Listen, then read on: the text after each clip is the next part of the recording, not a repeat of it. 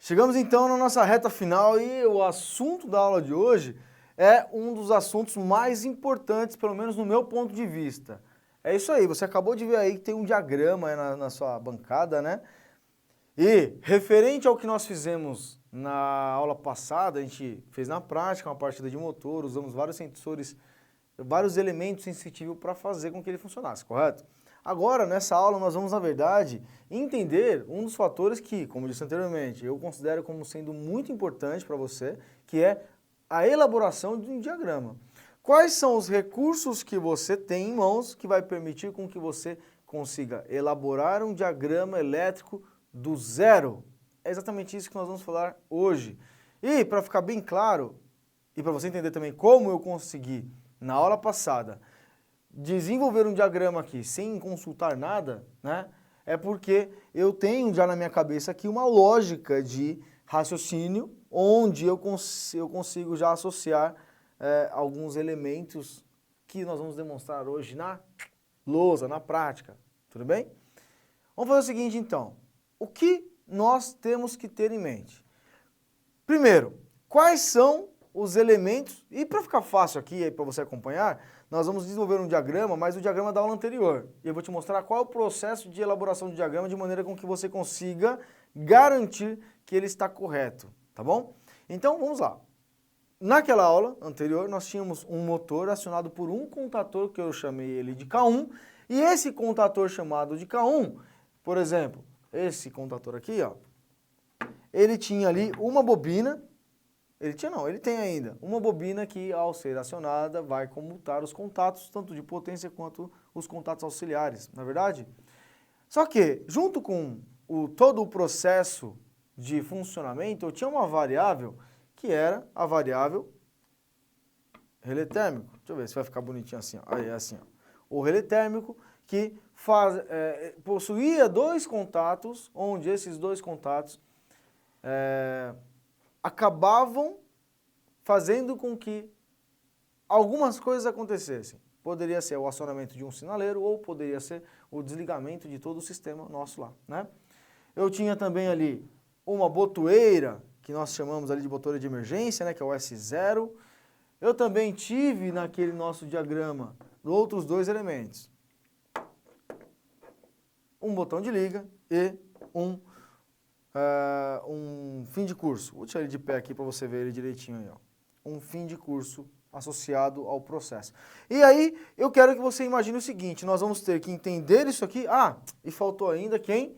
O sinaleiro azul, não é o vermelho. O vermelho é 220, né? Esse aqui, 24 volts. E aí eu tenho o seguinte aqui, ó. Eu vou deixar o sinaleiro do lado da bobina, porque eles dois são as cargas do nosso comando, e esses outros aqui que vocês estão vendo, 4, são na verdade os contatos que vão, em função de alguns fatores, intervir ou não no meu comando, tá certo? Esse processo de criação de diagrama é simples. Então nós temos aqui o seguinte, ó, vamos colocar na lousa rapidinho aqui. Bom, olha só. Então nós temos o seguinte, quais são os elementos que nós vamos trabalhar aqui? Primeiro, eu tenho que ter claro na minha mente que os elementos do comando que farão com que eu possa ter um acionamento externo são dois, bobina e o sinaleiro. Como assim um acionamento externo?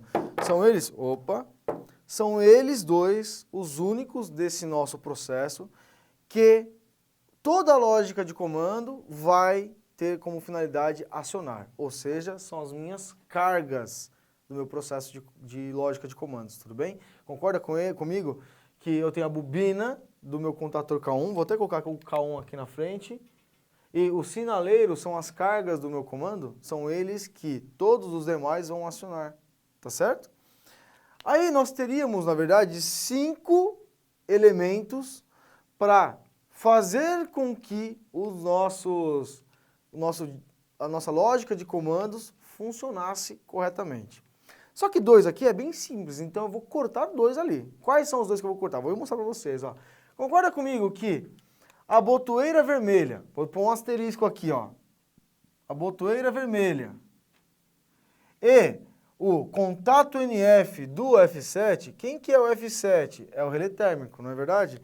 Então, a botoeira vermelha e o contato fechado, perdão, é isso, o contato fechado do F7, ambos, caso eu tenha o acionamento do meu processo aqui, dos meus dispositivos, eles simplesmente vão eliminar o funcionamento de tudo, tudo bem? Então eu não preciso me preocupar tanto com eles agora. Eu sei que basicamente ele vai ser um contato fechado antes de qualquer lógica de comando para derrubar todo o acionamento, tá? E eu tenho aqui ó, o fim de curso, o contato NA do F7 e a botoeira verde. Faltou quem aqui? Eu acho que só isso, né? Tranquilo. Então eu tenho 3 elementos que vão permitir com que eu faça as lógicas internas do meu comando de maneira a garantir o funcionamento do meu motor. Não é verdade? Everton, tá ficando muito confuso isso. Relaxa. Vamos fazer uma tabelinha aqui rapidinho? Vem aqui comigo, ó. Bom, então olha só, nós temos aqui essa tabela que eu construí em função das variáveis que nós temos nas mãos.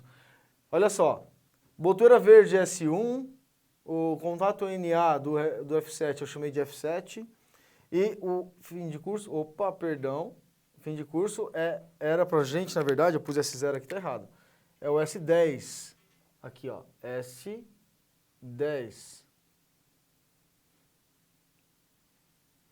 Já que tá fresco na sua cabeça, você viu ontem a aula 2, não foi? Aula 2? Não, aula 3, né?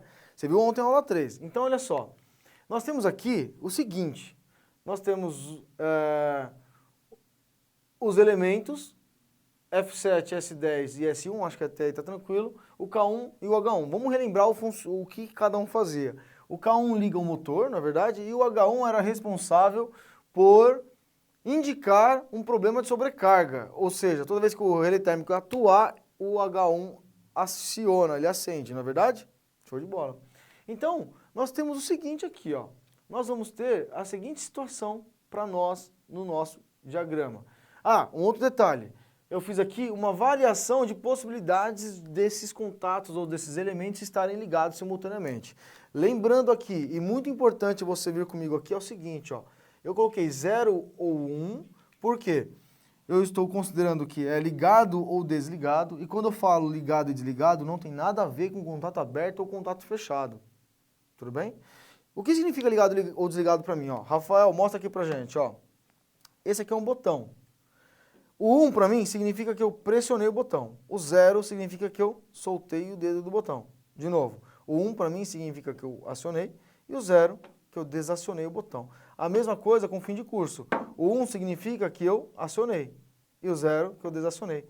E se eu tenho um contato aberto, a hora que eu aciono ele fecha. Se eu tenho um contato fechado, a hora que eu aciono ele abre. Isso é importante você ter em mente, tá bom? 0 ou 1 significa isso. Por que que eu sei que são somente 8 linhas e 8 combinações que vão garantir a variação para mim dos elementos? Porque eu sei que é acionado ou desacionado, é 0 ou 1, ou seja, 2 variações. Então, se eu tenho 2 variações aqui, ó, 0 ou 1, e quantos elementos que nós temos? 3, que vão compor a lógica. 3 eu tenho 2 elevado à terceira. 2 elevado à terceira é igual a quanto? 2 vezes 2 é 4, vezes 2, 8, não é isso? 8. 8 linhas de variação. Então eu tenho aqui, ó, 1, 2, 3, 4, 5, 6, 7, 8 variações. E aí, para mim preencher corretamente esses zeros e uns aqui para garantir que esteja correto, basta eu fazer o seguinte, ó, 0, 1, 0, 1, 0, 1 nessa primeira coluna, depois eu dobro a quantidade de variação na próxima, então ficou 0, 0, 2 variações aqui, ó, 2 zeros para 1 que era antes, é o dobro, não é verdade? Então, o dobro da primeira, então 0, 0, 1, 1, 0, 0, 1, 1. Na próxima eu dobro novamente em relação a que antecede. Aqui é 2, então o dobro fica 4, ficou 0, 0, 0, 0, 1, 1, 1. Então aqui eu tenho todas as possibilidades de ligado e desligado de todos eles juntos, tá bom? Agora olha que interessante, você sabe que o H1 funciona em função do quê? Do botão S1 pressionado. Então vamos procurar aqui onde é que eu tenho o botão S1 pressionado, sabendo que o S1 quando for pressionado liga o K1, nós temos o seguinte, S1 aqui ó, opa, nessa situação eu tenho o S1 mais todos os outros sem estarem acionados, eu tenho o motor sendo acionado, o K1 sendo acionado, tudo bem? Nessa situação aqui, de cima, vamos pegar a situação de cima, todo mundo sem estar acionado. Nada acontece, né? Porque se eu não apertar o S1, como que o motor vai ligar? Aqui, se estiver acionado aqui, ó, bom, depois a gente volta para o H1 aqui. Se tiver somente o S10 acionado, lembrando que o S10 era o dispositivo responsável por desligar o nosso motor, porque era a identificação de uma peça, quando a peça batia nele. Lembra da aula passada? Por isso que eu falo, se não assistiu a aula passada tem que assistir. Então, ó, bateu no S10, ele desliga o motor 1. Então, eu vou vir aqui e garantir, toda vez que o S10 for acionado, quer dizer que o motor foi desligado, correto?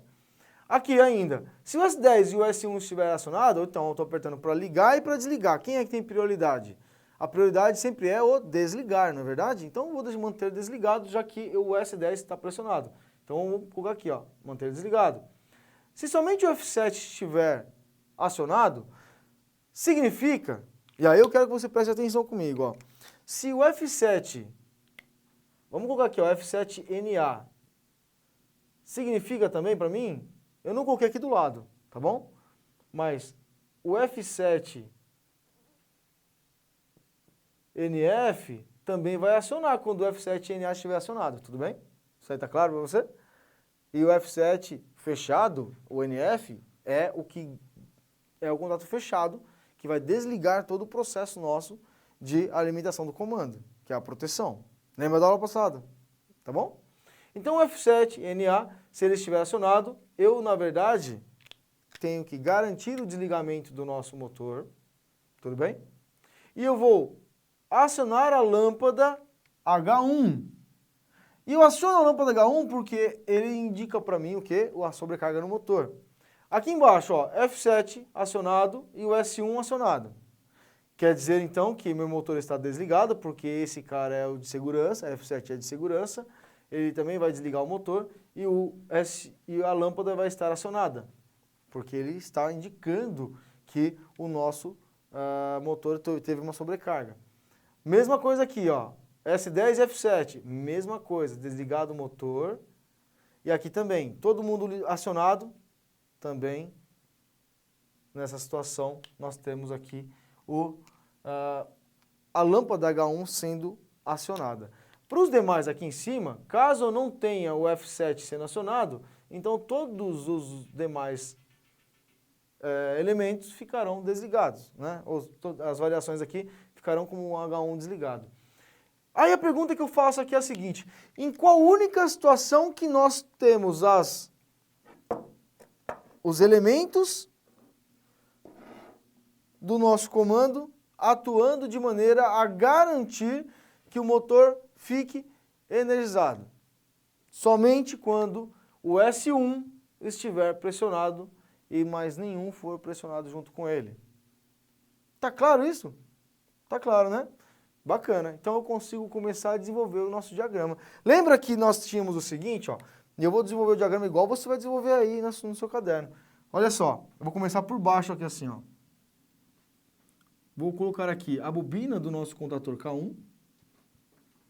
E na bobina do nosso contator K1, nós vamos ter o seguinte. Eu vou desenhar aos poucos, né, o nosso diagrama. Eu vou perguntar assim, ó, poxa, o K1 vai ser energizado somente quando o S1 for pressionado, quando for 1 no S1, não é isso? Então eu vou fazer o seguinte aqui, ó. Vou colocar aqui assim, um contato normalmente aberto de S1. Eu vou interligá-lo na bobina do meu K1. E eu sei que aqui em cima nós temos os nossos mais 24 volts. Por enquanto eu não estou muito preocupado aqui em colocar o fim de curso ou o sensor, perdão, o fusível ou o disjuntor não, só quero desenvolver a lógica, tá bom? E eu sei que aqui em cima eu vou ter aqui um tal de botão de emergência, que eu já havia falado anteriormente que o botão de emergência, que é o cogumelo aqui, né, ó. Ele é o indivíduo que vai garantir pra gente que o nosso sistema inteiro vai ser desligado, caso eu necessite, né? E assim, calma que a gente vai ter que apagar um monte de coisa aqui no meio do processo, tá bom? Então, olha só o que eu tenho aqui. Quando eu pressiono o botão S1, liga a bobina de K1. Vamos ver se está obedecendo essa regra aqui, ó. Quando eu pressiono o botão S1, o K1 energiza. Tá claro, né? Apertou aqui, energizou a bobina. Não é verdade? Funcionou. Legal. Mas eu tenho que começar a explorar os outros acionamentos. Eu estou dizendo também aqui, ó, que quando eu pressiono o S10, tudo se mantém desligado. Olha lá, o nosso K1 se mantém desligado. Então, a única forma de garantir que esteja desligado aqui com certeza absoluta é fazendo com que eu insira um contato aqui no meu diagrama que faça com que ele retire a alimentação do nosso K1. E a única forma de fazer isso, nesse momento, seria colocando um contato normalmente fechado do S0, ou perdão, do S10.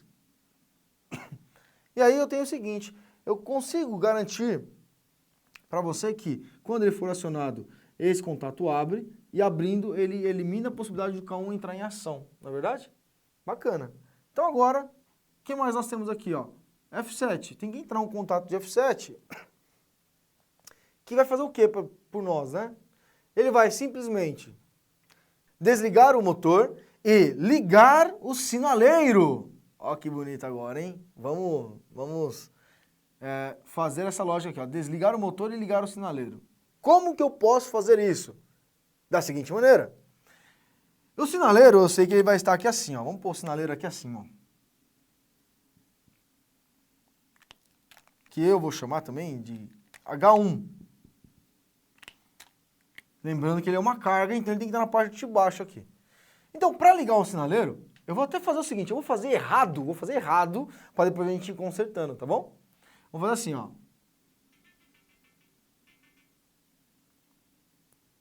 Vou colocar aqui um contato, eu vou chamar de F7. Por enquanto eu não vou me preocupar tanto com a simbologia não. Você já sabe que isso aí tudo vai ser refeito depois. Vamos ver se está funcionando por enquanto? Quando é pressionado somente o F7, liga o sinaleiro H1. Vamos ver se está funcionando isso?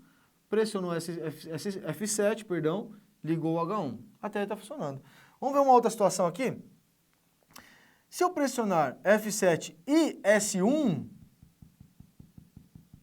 que acontece? Desliga o motor, desliga o K1 e liga o H1. Vamos apertar então o S1 junto com o F7, ó. S1 junto com o F7, do jeito que está aqui agora, fecha esses dois contatos e liga K1, ele liga também o H1. Pode acontecer isso? Não, né? O que a gente faz então? Nós vamos inserir aqui no processo, vou até fazer assim, ó. Eu vou colocar aqui um F7 fechado, que é o 95, 97. Depois a gente coloca as numerações. Aqui eu vou deixar o nosso botão de emergência, que é o S0. Vamos analisar, ver se funcionou isso aqui agora? Olha só, se eu pressionar aqui o F7 e S1 simultaneamente, o que acontece? Desliga K1 e liga H1, não é? Vamos ver se funcionou? Apertou S1 e o F7 simultaneamente. Então, ó, fechou aqui, correto? E fechou aqui. Só que como eu pressionei F7, esse aqui também abriu, não foi? Ó? F7 é o mesmo componente. Então, esse aqui abriu. Desligou o K1 por ter aberto isso aqui? Sim, né? Desligou, certo? Só que a corrente elétrica vai parar de passar por aqui. Vai ligar o H1? Não, não vai ligar o H1. Então tá errado esse nosso diagrama. Lembra que eu falei que a gente ia desenhar errado inicialmente? Essa alimentação aqui, ó, de cima do F7, não pode vir daqui. Tem que vir de cima da minha fonte de alimentação aqui, ó. Vamos fazer de novo? Tem que vir aqui assim. E aí eu vou fazer o seguinte, vou elevar ali o meu contato normalmente aberto. Vou chamar esse cara aqui de F7 novamente. Agora sim, se nós analisarmos, nesse momento, se eu pressionar S1, F7 e S1 simultaneamente, eu tenho aqui o S1 fechando, ele alimentaria teoricamente o K1, mas o F7 abre esse contato e fecha esse outro. Desliga essa linha de K1 e liga a linha de H1. Portanto, funciona esse e desliga esse. Logo, nós vimos que funcionou. Funcionou. Tudo bem? Está funcionando. Agora, se nós formos analisar aqui todo o processo de funcionamento, e analisando linha por linha, vamos ver o que acontece. Se eu não fizer nada, nada acontece, nem com K1 nem com H1. Então, se eu não faço nada, nada acontece, nem com K1 nem com H1. Tá aberto aqui, né? Ó. Se eu pressionar somente S1, pressionou somente S1, ligou o K1, mas não ligou o H1. Tá legal, é isso que é para acontecer. Se eu pressionar somente S10, na verdade nada acontece, mas eu vou garantir que esteja o K1 desligado, ó. Nada acontece, nenhum ligado. Tudo bem? Se eu pressionar S10 junto com S1, então pressionei S1 e S10, então eu tenho que garantir que nada funcione, nada acontece. Então nada acontece aqui e nada acontece aqui, porque está aberto o circuito. Funciona essa linha também. Aqui, F7 somente ele atuado, ele vai ligar o nosso H1 e manter desligado o K1. F7 atuado, liga H1, desliga a linha de K1. Aqui, por mais que eu tenha o F7 e o S1 simultaneamente acionados, eu tenho esse aqui aberto, esse aqui fechado e esse aqui fechado também. Esse aqui está aberto, então a corrente não passa, desliga o K1, e esse aqui fechado, aciona a lâmpada. Olha só, desligado e acionando a lâmpada. Se eu estiver somente com F7 ou S10, liga somente a lâmpada. Mesma coisa, somente a lâmpada. Se eu tiver com tudo pressionado, então está aberto esse, está fechado esse, está aberto esse, fechado esse, liga somente a lâmpada. O que você fez aqui junto comigo? Quando você faz esse diagrama, é claro, tá faltando coisa aqui? Tá, claro que tá, né? A gente sabe que para que funcione corretamente, eu teria que ter colocado mais uma variável aqui, que seria quem? O selo, tá bom? Mas o selo é coisa simples aí, né? Então, não... o K1 aqui. Então, o selo não é um empecilho aí para você treinar o desenvolvimento de diagrama dessa maneira que eu acabei de te mostrar. E qual que é a importância de você fazer exatamente desse jeito e transpondo para essa tabela lógica? É que você vai exercitando o seu cérebro. Então, o seu cérebro está sendo exercitado para quê? Para você reconhecer as possibilidades de conexões e lógicas de funcionamento dos componentes que ali vão estar no seu diagrama. É claro, não é legal você começar já com 5, 6, 7 variáveis aqui na parte das variáveis de acionamento, tá? Começa com 2, com 3, igual eu fiz aqui. Para quê? Para que você possa treinar e, obviamente, que você não vai fazer, por exemplo, um projeto de um comando desse com 1.200 elementos que são essas incógnitas aqui. Não é assim que se faz projeto. Mas o que eu quero que você treine através disso aqui são as possibilidades de conexão entre os dispositivos e os acionamentos, que dessa forma você vai treinar o seu raciocínio lógico, vai melhorar a sua percepção de elaboração de diagramas, leitura de diagramas e também manutenção. Aliás, essa parte de leitura, interpretação e manutenção é muito importante que você tome atenção. Não é à toa que dentro do nosso curso completo nós temos lá um módulo exclusivo de manutenção. Bom, deixa eu te falar rapidinho como que se dá essa parte do curso Máquinas e Comandos Elétricos. Nós temos um curso onde nós temos inicialmente o módulo 1, que fala especificamente sobre os transformadores, e aí eu tenho a parte de teoria e prática dos transformadores, eu tenho o módulo 2, onde nós falamos sobre a parte de motores de indução monofásicos, nós temos a teoria e prática dos motores monofásicos. Depois, no próximo módulo, motores de indução trifásicos, que também teoria e prática desses motores de indução. E aí nós entramos na parte de comandos elétricos. Quando a gente fala de comandos elétricos, nós estamos falando, na verdade, de lógica de acionamento, dispositivos, tudo isso que você viu aqui, mas muito mais, temporizadores, relés de falta de fase e assim por diante, de uma maneira com que você tenha, na verdade, ali uma série de, na verdade, uma capacitação completa no que se diz respeito a componentes, comandos e assim por diante. Depois de comandos elétricos, nós passamos para a parte de partidas de motores. Claro, utilizamos o conceito de comandos elétricos, inserimos no processo a parte de partida de motores, e aí você vai aprender junto comigo, partida direta, direta com reversão, partida estrela-triângulo, chave compensadora, aceleração rotórica, e a gente fala até da parte de Logo depois desta parte de partida de motores, nós falamos da parte de dimensionamento dessas chaves de partidas. Então você vai aprender não só a entender, montar e elaborar essas chaves de partidas, mas também vai conseguir, na verdade, dimensioná-las. Isso significa que se você tiver um problema ou uma necessidade de implantação de uma chave de partida dentro da empresa onde você atua ou de um cliente que você tenha, você vai conseguir elaborar e dimensioná-la corretamente. E dimensionar corretamente faz toda a diferença, porque você vai conseguir economizar na parte do dimensionamento correto e garantir que não tenha uma falha, um problema lá na frente quando estiver rodando a sua máquina e assim sucessivamente. E aí nós, para finalizarmos o curso de máquinas e comandos elétricos, nós vamos para manutenção. E na parte de manutenção, a gente tem lá um módulo completo de manutenção industrial, onde você vai ter as dicas e sacadas no que se diz respeito a procurar defeito, achar defeito tanto com multímetro quanto com sinaleiro e algumas estratégias que, na verdade, você aprende a maioria das vezes em campo mesmo, tá bom? E como bônus ali, um tira-gosto, a gente colocou uma parte de manutenção predial também. E você deve conhecer a gente, né?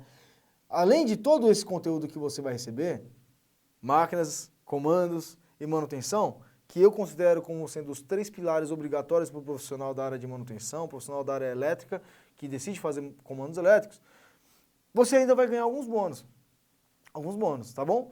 Os bônus, na verdade, eles estão sempre direcionados para o seguinte aspecto, eles são bônus onde você vai ter conhecimentos a mais e sem pagar nada por isso. Por exemplo, nós temos lá uma palestra LEED gravada, que é uma palestra sobre leitura e interpretação de diagramas elétricos, que você vai aprender na prática como ler e interpretar diagramas, utilizando os recursos mais importantes no que se diz respeito à leitura de diagramas.